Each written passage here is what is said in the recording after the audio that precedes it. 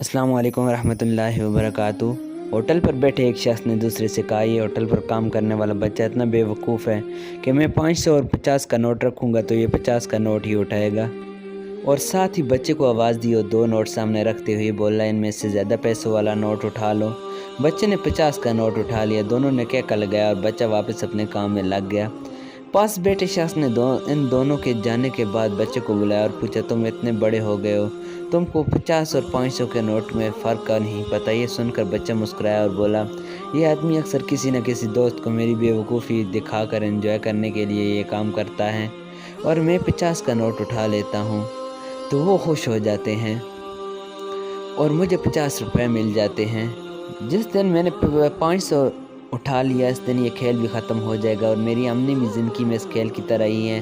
हर जगह समझदार बनने की ज़रूरत नहीं होती। जहाँ समझदार बनने से अपनी खुशियाँ मुतासिर होती हैं, वहाँ बेवकूफ़ बन जाना ही बेहतर है। दोस्तों, ये वीडियो आपको अच्छी लगे तो चैनल को सब्सक्राइब करें, वीडियो को लाइक करें और दोस्तों के साथ भी ज़रूर शेयर करें।